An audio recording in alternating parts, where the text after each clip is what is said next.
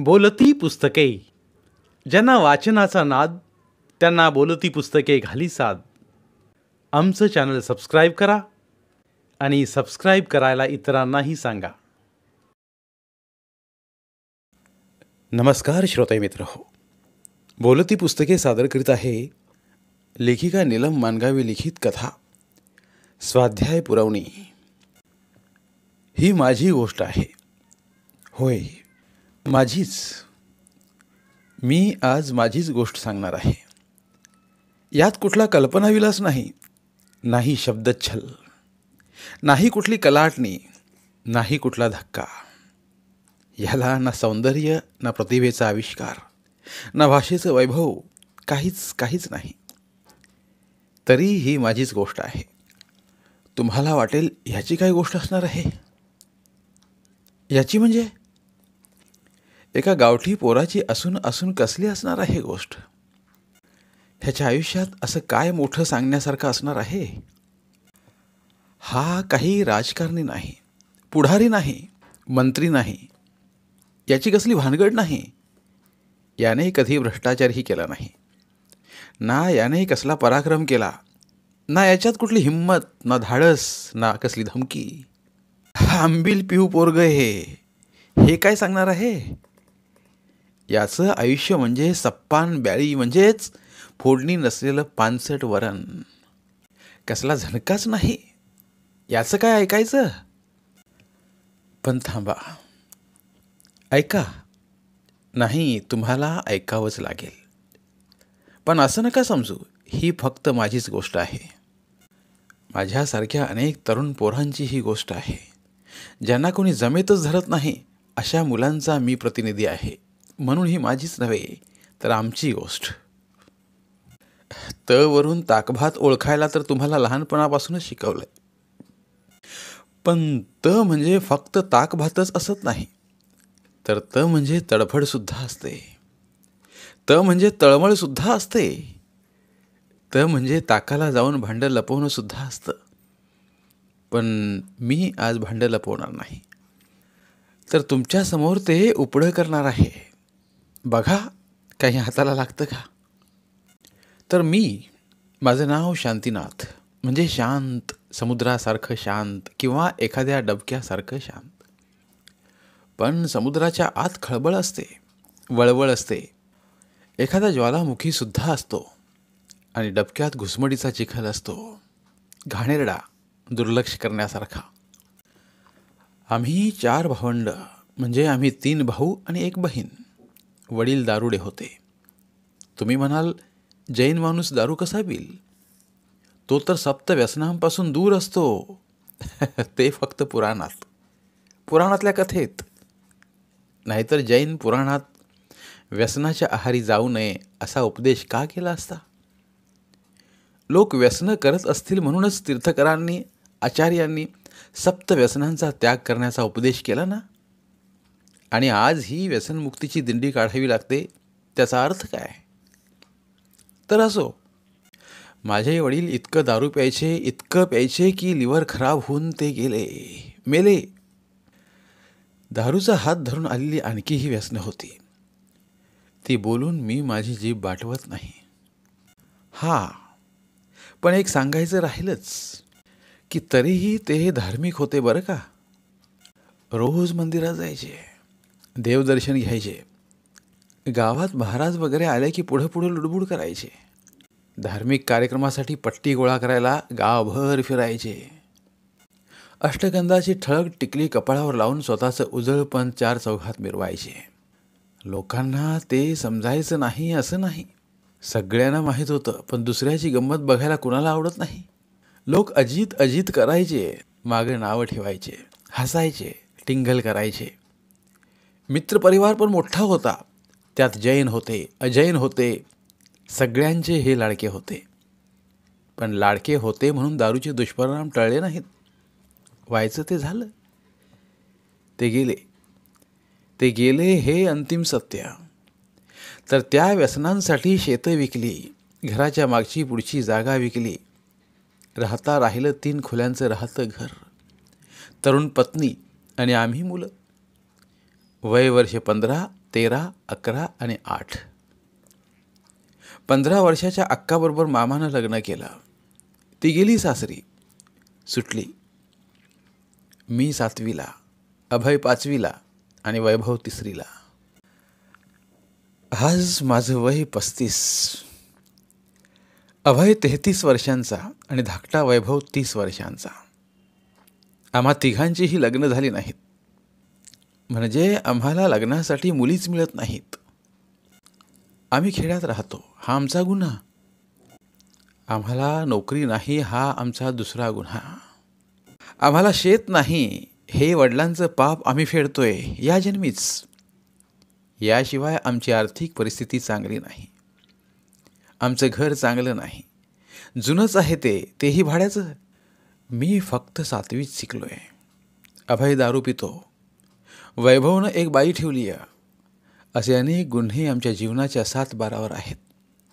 तुम्ही म्हणणार, याला जबाबदार तुम्हीच आहात.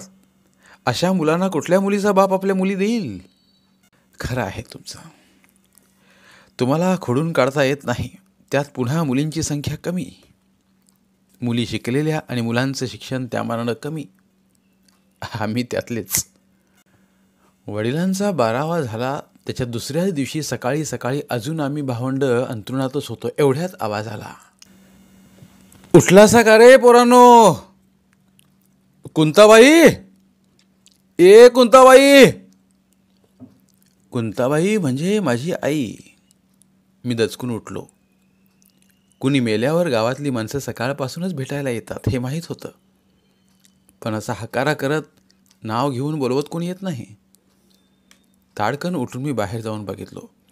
त्या दारात गावातली सगळ्यात श्रीमंत प्रतिष्ठित व्यक्ती, सावकार महावीर वसगडेकर. सावकार तुम्ही? माझ्या पाठीमागे येऊन राहिलेल्या आईनं आश्चर्यानं विचारलं. पुढं काय बोलावं आम्हाला सुचेना.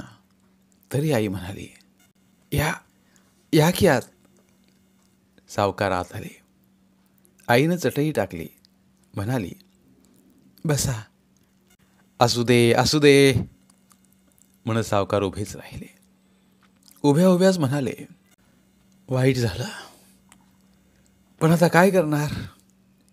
कर्माची फळं काय कुणाला चुकली ती भोगावीच लागतात. पण व्यवहार सोडून पण चालत नाही. सावकारांना काय म्हणायचं होतं हे मला समजलं नाही. मी आईकडे बघितलो. आईचा चेहरा भांबावल्यासारखा.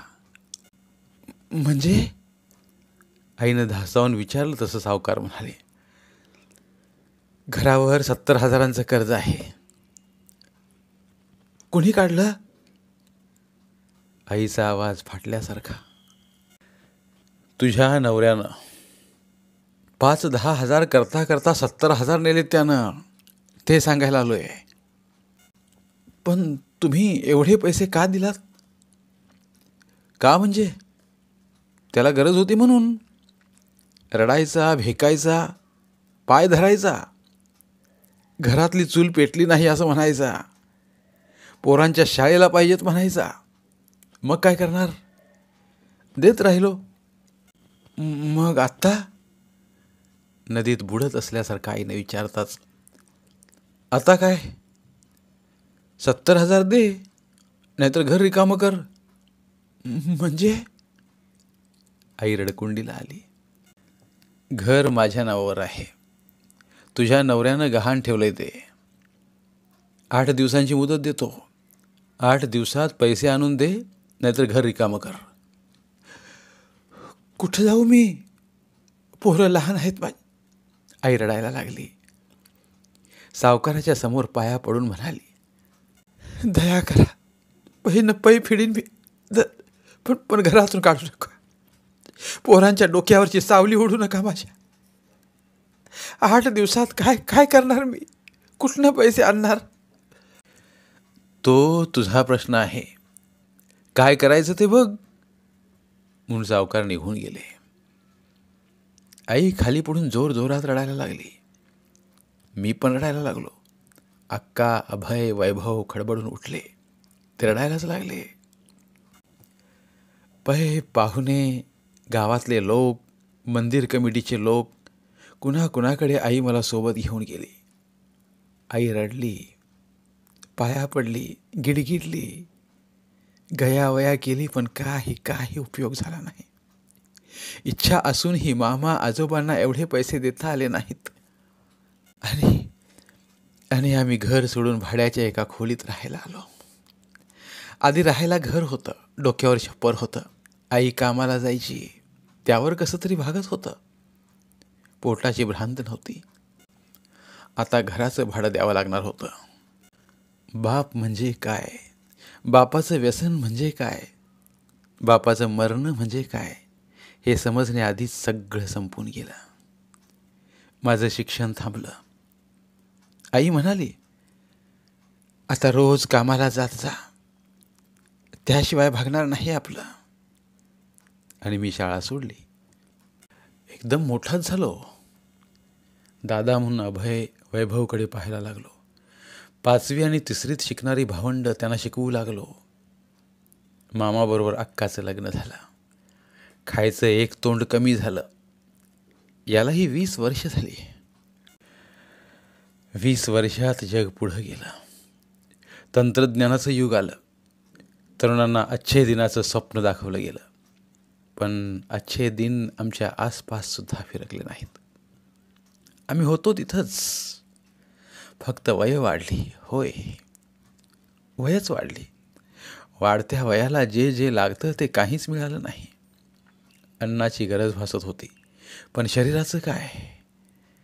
शरीराच्याही गरजा असतात, त्यांचीही काही मागणी असतात. ती कशी भागवायची? दिवसभर राबून मी थकायचो. जमिनीला पाठ टेकली की मला एका सेकंदात झोप लागायची. मनात कसला विचारच यायचा नाही. पण अभय आणि वैभवचं तसं नव्हतं. रात्री 10, 11, 12 वाजेपर्यंत त्यांचा मोबाईलची खेळ चालू असायचा. सकाळी मग 10 वाजेपर्यंत उठायचीच नाहीत. सकाळी आई वटवटायची. तिला दोघांचा भयंकर राग यायचा. ती मला म्हणायची, मरतोस तू, त्याचं काही आहे का यांना? ही काय झोपायची वेळ झाली? सकाळी लवकर उठायला येत नाही यांना? मी म्हणायचो, उठून काय करणार? काय म्हणजे? सकाळी लवकर उठावं, आंघोळ करावी, मंदिराला जावं, दर्शन घ्यावं, 4 लोक भेटतात त्यांच्याशी बोलावं, काही काम मिळतंय का बघावं. आपल्या जैन समाजाच्या संस्था आहेत, बँका आहेत, शाळा कॉलेजेस आहेत. कुठेतरी चिकटायचा प्रयत्न करावा, तर ते नाही. रात्री 12पर्यंत मोबाईल बघायचा आणि सकाळी 10, 11 वाजले तरी उठायचं नाही. आई मलाच ओरडायची, तू लाडावून ठेवलंस त्यांना. तुझ्याबरोबर कामाला घेऊन जात नाहीस ना. शाळा शिकवूनच चुकलं आपलं. तेव्हाच कामाला लावलं असतं तर पोट भरायची अक्कल तरी आली असती. आईचा राग मी समजू शकत होतो. पण 5वी आणि 3रीच्या पोरांना कुठं आणि कसं कामाला लावणार होतो. त्यापेक्षा त्यांना शिकवण्याचा निर्णय घेतला. दोघांची काही चूक नाही. दोघांनी चिकाटीनं अभ्यास केला. दोघं शिकली. अभय MA BEd झाला. वैभव BCom झाला. पण नोकरीच मिळाली नाही कुठं, तर त्यांनी काय करावं? MA BEd झालेल्या पोराला हायस्कूल काय, प्राथमिक शाळेतसुद्धा नोकरी मिळाली नाही. नोकरीसाठीची बोलणी 15 लाखाच्या पुढची असायची. जैनेतरच काय, जैन समाजाच्या शिक्षण संस्थांनीही 15-20 लाखांची मागणी केली. एवढा पैसा आणणार कुठून? वैभव तर फक्त BCom झालेला. बँकेत क्लार्कची सुद्धा नोकरी मिळाली नाही. शिपाई म्हणून लागण्यासाठी सुद्धा लाख मागितले. परिणामी दोघं घरात बसली. वैभवला तासावर शिकवायला एका संस्थेनं बोलावलं. आठवड्यातून 4 तास घ्यायचे. तासाचे 150 रुपये मिळणार होते. कुठल्या तोंडानं त्याला जा म्हणून सांगू? आईचं म्हणणं, तेवढं तरी घरात बसून कोण देणार? निदान शेतात कामाला तरी जावं, रोज 300-400 तरी मिळतील. पण नाही, त्यांना कामगार म्हणून, गडी म्हणून शेतात काम करायला जावंसं वाटत नाही. कमीपणा वाटतो. भावांचा राग पण येतो आणि वाईट पण वाटतं. 60 ओलांडलेली आई. तिच्या हातचं काम काही सुटत नाही. चौघांचा स्वयंपाक करून ती एका कापड दुकानात कामाला जाते. महिन्याला 2,000 मिळतात. मला 10-12,000 मिळतात. तेवढ्यात घर चालतं. कसा तरी आला दिवस जात होता आणि एक दिवस, हो, आज सुद्धा तो दिवस जसाच्या तसा आठवतो. रात्रीचे 11 वाजले तरी अभयचा पत्ता नव्हता. आई स्वतः झोपली नव्हती आणि मलाही झोपू देत नव्हती. त्यात लाईट गेली होती. विजेचा कडकडाट होत होता. झुई झुई झुई वारा जोरात वाहत होता. उरात धडकी बसावी एवढा ढगांचा गडगडाट होत होता. पावसानेही जोर धरला होता. देवा परमेश्वरा, आई अस्वस्थतेनं म्हणायला लागली. कुठे गेला हा? एवढ्या उशीरपर्यंत कधी राहत नाही बाहेर. कुठे गेला असेल? आई, काळजी करू नकोस. पावसात अडकला असेल. पण कुठं अडकला असेल? आई, तो का आता लहान आहे का आता? वैभव म्हणाला. असेल मित्राच्या घरी, येईल, झोप तू. पुढं मलाही तो म्हणाला. दादा, तू पण झोप, मी आहे, आल्यावर उघडतो दार. म्हणून त्याने दाराला आतून कडी लावली. पण झोप येईच ना. एकतर अभय आला नव्हता आणि विजेचा आवाज एवढा की जमीन हादरल्यासारखी वाटायला लागली. नमो अरिहंतानम. आई ओंकार मंत्र म्हणायला लागली. मधूनच कुठं बसला असेल रे हा, म्हणून विचारायला लागली. तसा वैभव खवळला. म्हणाला, कुठं जीव बीव द्यायला गेला नाही तो. किती काळजी करायची ती. लग्न झालं असतं तर 4 पोरं झाली असती. लहान आहे का तो? ऐकून कसं तरीच वाटलं. असं का बोलावं यानं? स्वतःचंही लग्न झालं नाही याचा राग आहे का? वैभव, काय बोलतोस हे? नाहीतर काय, कुक्कुलं बाळ आहे का तो? एवढ्याच रस्त्यावर गाडी थांबल्याचा आवाज आला. आला वाटतं, म्हणून मी उठून दार उघडलं. वाऱ्याचा असा झोत आला की घरात लावलेली रॉकेलची चिमणी विझून गेली. मिट्ट अंधार आणखीच काळा मिट्ट झाला. एवढ्यात वीज चमकली. तर विजेच्या प्रकाशात अभय कुणाच्या तरी 2 व्हीलरवरून उतरून आत येत होता. 2 व्हीलर निघून गेली. हा आत आला. अंधारातच. दिसत काहीच नव्हतं. पण नाकाला उग्र वास आला. कसला वास? दारू तर पिऊन आला नाही ना? मी दचकलोच, घाबरलो. दार बंद करून चाच पडतच दारला आतून कडी लावली. पुन्हा तीव्र वास नाकात गेला. मेंदू झिंझिंला. कपाळाची शिर तडतडली. अभ्या, दारू पिऊन आलायस तू? नाही नाही. त्याचं बोलणं सांगत होतं दारू पिल्याचं. एवढ्यात घरात प्रकाश पसरला. काडी ओढून आईनं चिमणी पेटवली होती. चिमणीच्या उजेडात आमच्या सावल्या छताला जाऊन पोहोचल्या होत्या. अभ्या, दारू पिऊन आलायस तू? मी जोरातच म्हणालो तसा. नाही नाही, तो अडखळत म्हणाला आणि मी खाडकन त्याच्या थोबाडीत मारली. तसा 2 पावलं भेंडकाळतच तो वैभवच्या अंगावर पडला. गडबडीत पुन्हा उभं राहू लागला. तेवढ्यात मी त्याला पुन्हा मारलं आणि पुढं मारतच राहिलो. माझ्यावर ताबाच राहिला नाही. मारू नको दादा, मारू नको, तो म्हणत राहिला. तरी मी मारत राहिलो. मारता मारता रडत राहिलो. वैभव आणि आईनं मला ओढून बसवलं, शांत केलं. काय चाललंय? मनात आलं, बरं झालं, पहिल्यांदाच ठोकून काढलं याला. आता पिताना 10 वेळा विचार करेल तो. मनात असंही आलं, बापाच्या जवळ विकायला शेत घर तरी होतं. ह्याच्याजवळ काय हे विकायला? बरं झालं काही नाही ते. मित्र किती वेळा पाजवतील, फाटक्या मित्राला किती दिवस जवळ करतील. पण मन म्हणालं, नाही नाही, आता पुन्हा यानं कधीच प्यायला नको. हे पहिलं आणि शेवटचंच असायला पाहिजे. याला बाहेरच सोडायचं नाही. ह्याचा पाय घरातच राहिला पाहिजे. त्यासाठी काहीतरी करायला पाहिजे. काय करावं काय करावं. आणि मनात चमकलं, आपण ह्याचं लग्न करूया, म्हणजे हा आपल्या संसारात रमेल. मी उठून अंथरुणात बसलो. नेहमीसारखं माझ्या शेजारी अभय आणि त्याच्या शेजारी वैभव झोपला. आई बाथरूमच्या पुढच्या बाजूला असल्या निमुळत्या आडव्या जागेवर झोपली. नेहमीसारखीच. झोप लागता लागत नव्हती. काय करावं समजत नव्हतं. अजून आपलं लग्न नाही, याला नोकरी नाही, राहायला भाड्याचं का होईना घर आहे, पण लग्नानंतर याला झोपायला खोलीसुद्धा नाही.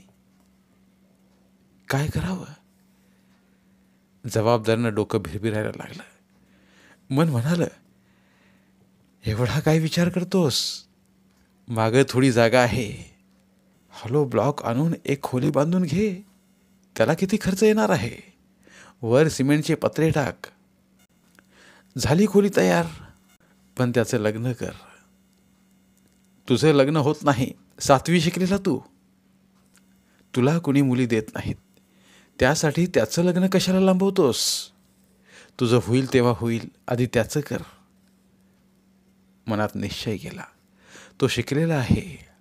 आता नोकरी नसली म्हणून काय झालं, उद्या मिळेलच की. त्याला मिळेल मुलगी. आधी त्याचं लग्न करूया. मन थोडं सैरभैर झालं, पण निर्णय घेतला. आधी त्याचं लग्न. निर्णय घेतला आणि मन शांत झालं. बाहेरचं वादळही शमलं होतं. पाऊस थांबला होता. विचार करता करता कधीतरी झोप लागली. अचानक जाग आली. डोळे उघडले तर लाईट आलेली आणि जाणवलं अभय रडत होता. त्याच्या डोकीवर पांघरुण होतं, पण आता तो हुंदकत होता. अभ्या अभ्या म्हणत मी त्याच्या डोकीवरचं पांघरुण काढलं तर तो माझ्या गळ्यात पडून रडायला लागला. मी चुकलो दादा, मी चुकलो, पुन्हा असं करणार नाही. तो म्हणाला, मला माफ कर, मला सहनच होत नाही रे. काय काय करू मी. किती किती कष्टानं तुम्ही आम्हाला शिकवलं, पण नोकरी मिळत नाही, एक पैसा कमवत नाही मी, अजून तुमच्या जीवावरच भाकरी तोडतोय. लाज लाज वाटते रे, लाज वाटते. काय उपयोग आमचा. आईचं कष्ट बघवत नाहीत. आईत खाऊ झालोय आम्ही, आईत खाऊ झालोय. धरणीला भार झाल्यासारखं वाटायला लागलं. आमच्यासारख्याने जगायचंच कशासाठी. त्यापेक्षा मेलेलं बरं, मेलेलं बरं. मी त्याच्या तोंडावर हात ठेवला. असं नको बोलूस, मी आहे ना, आहे ना. तू काळजी करू नकोस, चांगलं होईल तुझं. आज ना उद्या मिळेल नोकरी, एवढं निराश होऊ नकोस. मी समजावत राहिलो. आमच्या आवाजानं आई वैभव उठून बसले होते. भरल्या डोळ्यानं ऐकत होते. आई पण उठून आली होती. अभयला माझ्या मिठीतून स्वतःकडे ओढून घेऊन त्याला थोपटत डोकीवरून हात फिरवत म्हणाली, पुन्हा असा विचार मनात आणायचा नाही बरं. जातील हेही दिवस, मिळेल नोकरी. नाही मिळाली तर नाही. नोकरी मिळवणं आपल्या हातात नाही, आपण प्रयत्न करायचा. पण राजा, तोपर्यंत काहीतरी काम कर. कामात जीव रमेल, वेळ जाईल, असे विचार मग डोक्यात येणार नाहीत. अरे बाळा, कुठलंही काम करणं वाईट नाही. कुठं ना कुठं काम कर. शेतात जा, कुणाच्या तरी दुकानात जा, कारखान्यात जा, 4 पैसे मिळव, हक्काची भाकरी खा. मग बघ, धरणीला भार झाल्यासारखं वाटणार नाही तुला. स्वतःचा अभिमान वाटेल. आणि तुझं बघून शिकलेली पण नोकरी नसलेली रिकामी पोरं कामाला लागतील. अभ्या करतोय, मग आपल्याला काय हरकत आहे म्हणून कष्ट करायला, राबायला लाजणार नाहीत. बाळा, मोल करता येऊ नये असं निरोगी तगडं शरीर आहे, त्याला मोकळं ठेवू नकोस, कामाला लाव. आई कितीतरी उशीर बोलत राहिली. वैभव मग म्हणाला, आई झोप जा आता, आम्ही पण झोपतो. सकाळी तुम्हाला लवकर उठायचं असतं. आणि आई, मला पण लवकर उठव.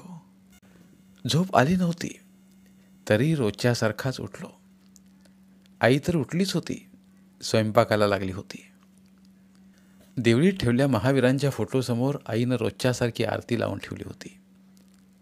आरतीच्या मंद उजेडात देवळी प्रकाशानं गच्च भरली होती. बघून मला प्रसन्न वाटलं. आंघोळ करून न्याहारी करून मी कामाला निघालो. आईला म्हणालो, दोघांना उठवू नकोस, रात्रभर झोपली नाहीत दोघं. तू जा दार बंद करून, जाग आल्यावर उठतील दोघं. त्यापेक्षा उठवून दोघांना कामाला नेला असतास तर बरं झालं असतं. तवा गरम आहे तोवरच भाकरी भाजून घेतलेली बरी. आज नको, उद्यापासून नेतो. आईला सांगून मी गेलो. जाधवांच्या शेतात आज उसाची लागवण करायची होती. दुपारचा डबा घेऊन गेलो. जाऊन तासभर सुद्धा झाला नाही एवढ्यात दादा दादा करत वैभव पळत आला. काय रे, काय झालं? त्याचं तोंड बघूनच मी घाबरलो होतो. आता पुन्हा काय नवं संकट आलं की काय? काय झालं? धापा टाकणाऱ्या वैभवला विचारलो तसा तो म्हणाला, चल लवकर. कुठं? दवाखान्यात. का? कुणाला काय झालं? माझी बोबडीच वळली. काय झालं रे? आईला काय झालं की काय? नाही नाही. मग? अभयनं गळफास लावून घेतला होता. काय? मी ओरडलोच. होय, चल लवकर, तो म्हणाला. त्याला दवाखान्यात ठेवून तुला बोलवायला आलोय, चल चल लवकर. आम्ही दोघं पळायला लागलो. सगळे विचारायला लागले काय झालं, पण कुणाला काही सांगत न बसता पळत पळत दवाखान्यात आलो. अभय ठीक होता. डॉक्टर म्हणाले, घाबरायचं काही कारण नाही, धोका नाही काही, पण त्याला जपायला हवं. तो पुन्हा प्रयत्न करू शकतो. अभयला घेऊन घरी आलो. वैभवनं मग सांगितलं. झोपेत असतानाच कसल्या तरी आवाजानं त्याला जाग आली. उठून बघतो तर अभय आड्याला बांधलेल्या दोरीवर लटकलेला. त्याच्या पायाखालचा त्याने ढकललेला रिकामा डबा खाली पडून गडगडला. त्याच्या आवाजाने वैभव उठला. अभ्या अभ्या करत त्याने अभयला वरच्या वर उचलून धरले. वैभवनं ओरडून सांगितलं, गळ्यातला दोर काढून टाक. पण अभय काही बोलला नाही. मग अभयला तसंच वरच्या वर धरून तो ओरडला, बोंबलला. तेव्हा शेजारचा तानाजी पळत आला आणि त्यानं पायाखाली डबा घेऊन अभयची मान मोकळी केली. पण अभय बेशुद्ध. दोघांनी उचलून त्याला दवाखान्यात नेलं आणि वैभव पळत शेताकडे बोलवायला आला आपल्याला. अभय वाचला, पण मी घाबरलो. घरी आल्यावर अभय समोर स्वतःलाच थोबाडीत मारून घेतलो. राग, दुःख, चीड, असहायता कुणावर काढणार होतो मी? दादा, चुकलं माझं. अभय गळ्यात पडून रडायला लागला. आईला फोन करतो दुकानात. वैभव म्हणताच मी म्हणालो, नको, घाबरून तिला आणि काही व्हायचं. संध्याकाळी आल्यावर सांगूया. तसा अभय म्हणाला, माझी शपथ, आईला सांगू नका. मी पुन्हा वागणार नाही असं. तुम्हाला त्रास होईल असं काही करणार नाही, पण प्लीज आता जे झालं ते तिला सांगू नका. महिन्याभरात सगळं सुरळीत झालं. अभय एका खताच्या दुकानात कामावर जायला लागला. वैभवसुद्धा एका गिरणीत कामाला लागला. कितीतरी वर्षांनी आईचा चेहरा हसायला लागला. आई, आपण अभय आणि वैभवसाठी मुली पाहूया. मी म्हणताच आई माझ्याकडे पाहत म्हणाली, मला वाटत नसेल का तुमची लग्न व्हावी तसं? तुझ्यासाठी कमी का प्रयत्न केलेत मी, पण कुणी मुलीच देत नाहीत. नशीब आपलं. नशीब नाही, बापानं केलेल्या करणीची शिक्षा भोगतोय आपण. नशीब काय करेल? आपण आता आपलं नशीब बदलूया. काय करूया त्यासाठी? आईचा उत्साह वाढला. तेच सांगतोय, या दोघांसाठी मुली पाहूया. आणि तू, तुझ्यासाठी? माझं सोड, मला आता लग्न करायचं नाही. या दोघांचं करूया. कोण देणार मुली? राहायला घर नाही, शेत नाही, नोकरी नाही, अशा मुलांना मुली मिळत नाहीत. आई वडील मुलींना लग्नाशिवाय ठेवतील, पण अशा मुलांना, तेही खेड्यात राहणाऱ्या मुलांना मुली देत नाहीत. प्रयत्न तर करूया. दोघं आता कामाला लागलेत, दोघं शिकलेले आहेत, दिसायला चांगले आहेत. शेत नसलं म्हणून काय झालं? अरे पण घर तरी कुठं आहे? लग्न झाल्यावर झोपवणार कुठं त्यांना? ती काही फार अवघड गोष्ट नाही. आपल्या घरामागे थोडी मोकळी जागा आहे, तिथं 2 खोल्या काढूया छोट्या. हॅलो ब्लॉक वापरून वर सिमेंटचे पत्रे टाकूया, म्हणजे खर्च पण फार येणार नाही. आपण भाड्याच्या घरात राहतो हे विसरलास काय तू? आपल्याला मागे कोण खोल्या बांधू देईल? मालकांना विचारूया आपण. दोन्ही खोल्यांचं भाडं देऊया आणि घातलेला खर्च भाड्यातून वळतं करूया. मालक नाही म्हणणार नाहीत. मागे 2 खोल्या बांधल्या. मालकाने अजिबात विरोध केला नाही. उलट म्हणाले, भाडं पण जमेल तसं देत जा, तुमच्यावर विश्वास आहे माझा. तू भावांसाठी एवढं करतोस त्याचाच मला आनंद आहे. एवढं कोण करतं आजकाल? मालकाच्या बोलण्यानं मला उत्साह आला, नवा हुरूप आला, नवी उमेद मिळाली. त्याच उमेदीत खोल्या बांधून झाल्या. दोघांसाठी मुली बघायला लागलो. दोघं पसंत पडायचे, पण घोडं अडायचं ते शेतात आणि भाड्याच्या घरात. स्वतःचं घर नाही, भरवशाची नोकरी नाही, परिणामतः मुली मिळाल्या नाहीत. काय करायचं? प्रश्नच पडला, उत्तर नसलेला प्रश्न. एका खोलीत अभय 5वी पासून 10वी पर्यंतच्या मुलांचा क्लास घ्यायला लागला. त्यात तो रमला, पण कसं कुणास ठाऊक पुन्हा दारू प्यायला लागला. त्याच्या खोलीत तो एकटाच झोपायचा. त्यामुळे त्याचं दारू पिणं आम्हाला लवकर समजलंच नाही.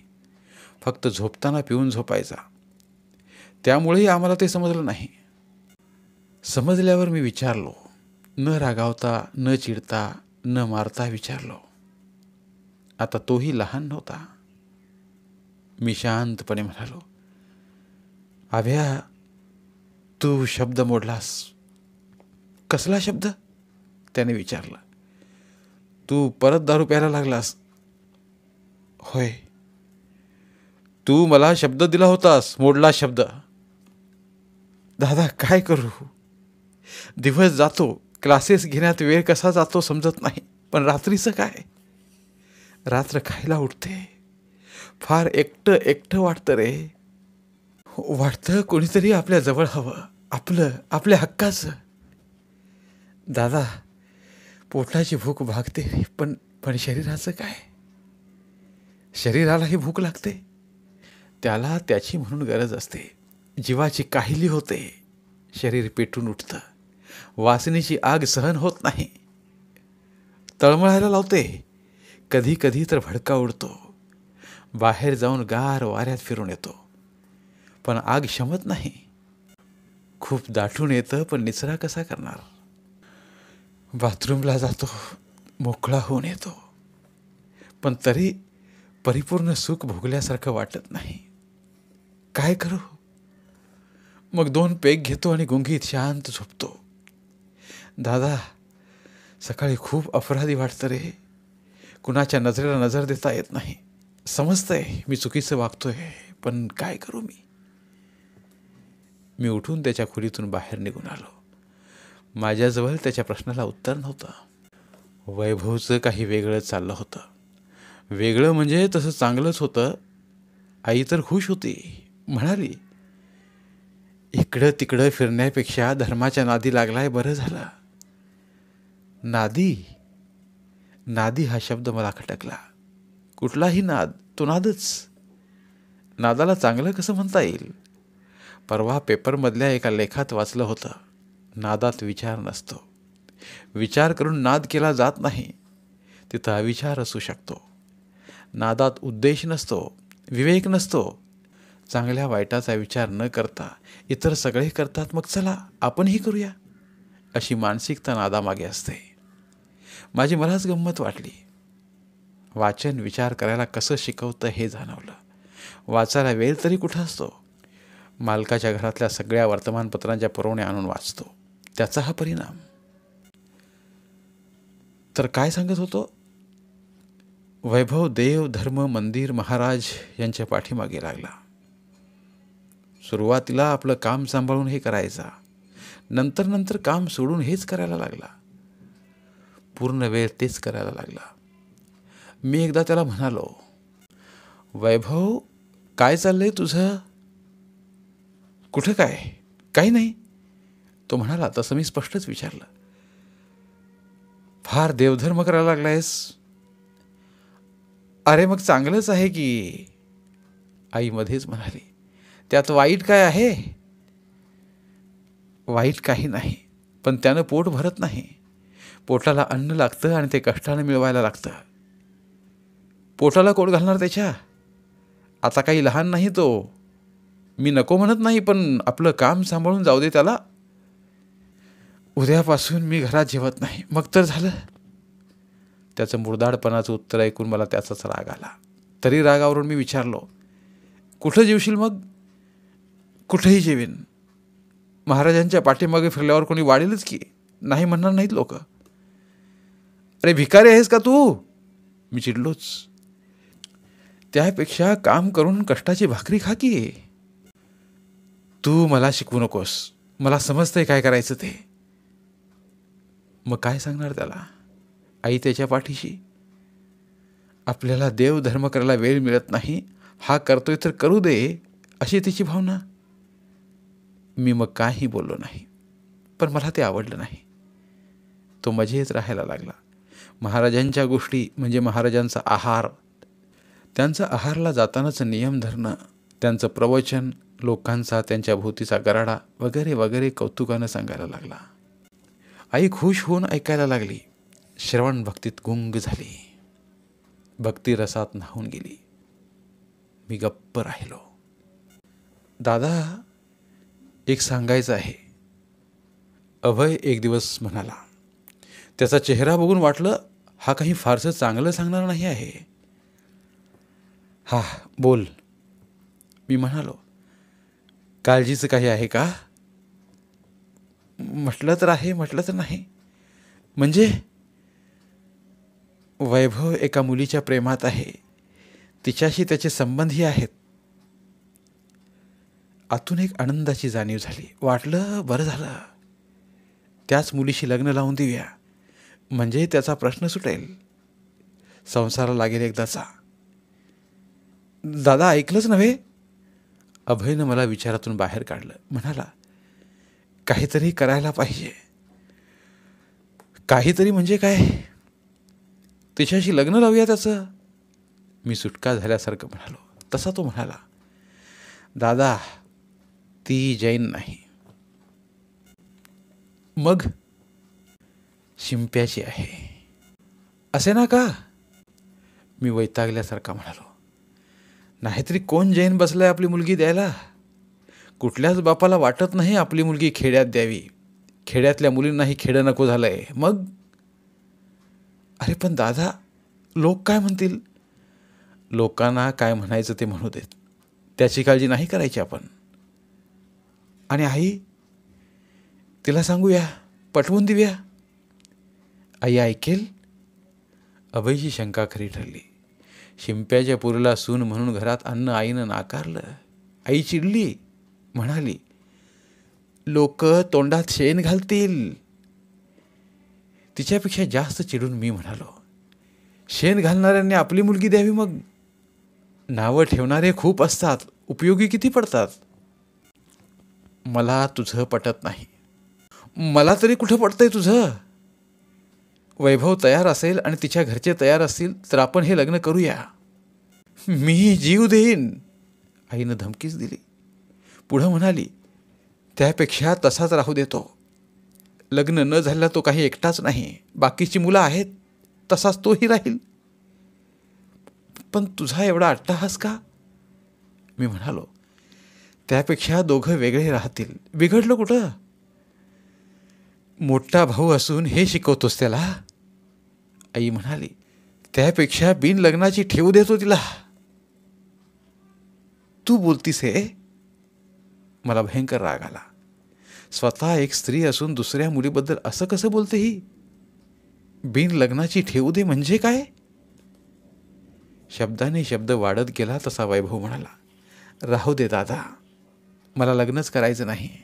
आईच्या मनासारखं होऊ दे. नाही मी लग्न करत, राहीन तसाच. पुन्हा कोणी तो विषय काढला नाही. त्या मुलीशी संबंध ठेवतच तो मंदिर, महाराज वगैरेही करत राहिला. पुढं त्या मुलीचं तिच्या बापानं लग्न लावून दिलं. ती सासरी गेली. हा मग पूर्ण वेळ देव देव करत राहिला. कामाला जायचं पूर्णच सोडून दिलं यानं. कधी घरी जेवायचा, कधी बाहेरूनच जेवण करून यायचा. एक दिवस त्यानं घरात जाहीरच करून टाकलं की त्याला दीक्षा घ्यायची आहे आणि तो दीक्षा घेणार आहे.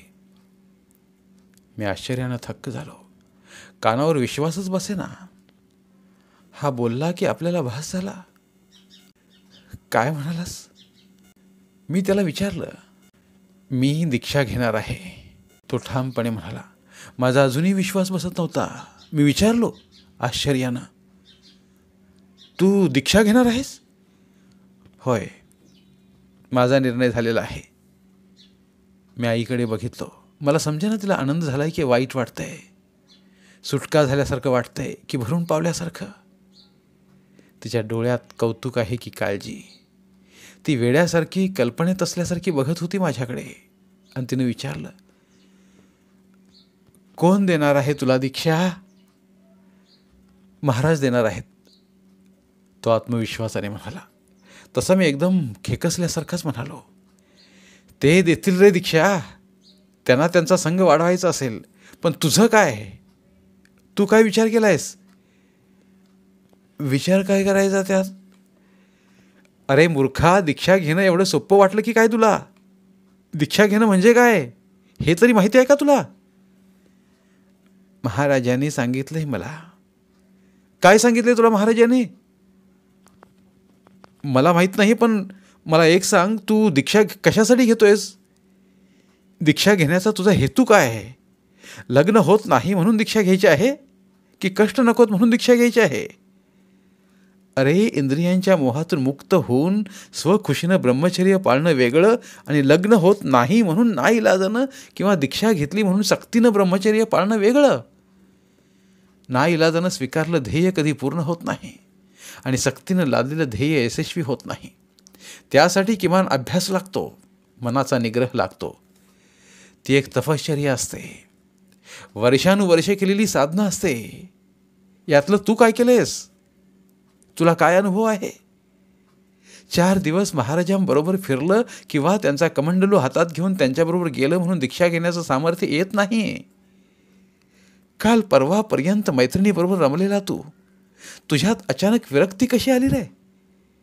या वयातली निवृत्ती धोकादायक असते. तीही अशी अचानक आली की तिच्या मागे विचार नसतो. पूर्ण विचार कर, विचार कर, अभ्यास कर, महाराजांसारखं जगण्याची सवय कर. अगोदर राग, द्वेष, मोह सोड. क्षमाशील हो, संयमी हो. त्यासाठी अभ्यास कर, स्वाध्याय कर. मुनी होणं म्हणजे औट घटकेचा खेळ नव्हे. गेलो बाजारात आणि आलो परत एवढं सोपं नसतं ते. एकदा तो मार्ग स्वीकारला की परत फिरणं नाही. मी काही अभ्यासू नाही, विचारवंत नाही, साधा माणूस मी. पण तुला सांगतो, तडकाफडकी महाराजांनी दीक्षा दिली म्हणून तू दीक्षा घेतलीस आणि उद्या तिकडं काही बरं वाईट वागलास तर, तुझं मन फिरलं तर? मला माहीत आहे तुझी विरक्ती चिंतनातून आलेली नाही, तर ती नैराश्यातून आलेली आहे. तेव्हा घाई करू नकोस, घाई करू नकोस. तू दीक्षा घेईनास का? तुला तुझं स्वातंत्र्य आहे, मी त्याच्या आड येणार नाही. पण ती पात्रता आल्याशिवाय निर्णय घेऊ नकोस. अतृप्त माणूस तृप्तीच्या शिखरावर कसा जाईल? किती उशीर काय काय बडबडलो माझं मलाही समजलं नाही. पण आई म्हणाली, दादा म्हणतोय ते खरं आहे. आधी तसं वागायला शिक. प्रतिम आधारी होत होत एक एक टप्पा वर चढत मग दीक्षा घे. 5-6 वर्ष झाली त्यालाही. पुन्हा म्हणून त्याने दीक्षा घेण्याची गोष्ट काढली नाही. तो पुन्हा कामाला लागला. फावल्या वेळात मंदिरात जात राहिला. आजचं वास्तव हे आहे की आमच्या तिघांपैकी कुणाचंही लग्न झालं नाही. आम्हाला मुलीच मिळाल्या नाहीत. वैभवला पुन्हा एक बाई भेटली. त्याने आपली सोय केली. आमचं काय? ही माझी गोष्ट आहे, आमची गोष्ट. समजून घ्या किंवा वाया गेलेली पोरं म्हणून सोडून द्या. पण पोरं वाया का जातात याचाही अभ्यास करण्याची वेळ आलेली आहे. स्वाध्याय ग्रंथात पुरवणी प्रकरण म्हणून हे जोडता येईल का? बघा, समाजासमोर खूप मोठा प्रश्न आवासून समोर उभा आहे. हे नाकारणार कसं? धन्यवाद. पुन्हा भेटूया एका नवीन कथेसह. मराठीतील प्रतिभावंत लेखकांचं साहित्य, कथा, कादंबऱ्या ऐकण्यासाठी आमचं बोलती पुस्तके हे चॅनल सबस्क्राईब करा. आणि मराठी साहित्याचा प्रसार करण्यासाठी प्रत्येक मराठी माणसाला सबस्क्राईब करण्यासाठी आवाहन करा. आणि बोलती पुस्तके या साहित्य चळवळीत सहभागी व्हा. आपले पुन्हा एकदा धन्यवाद.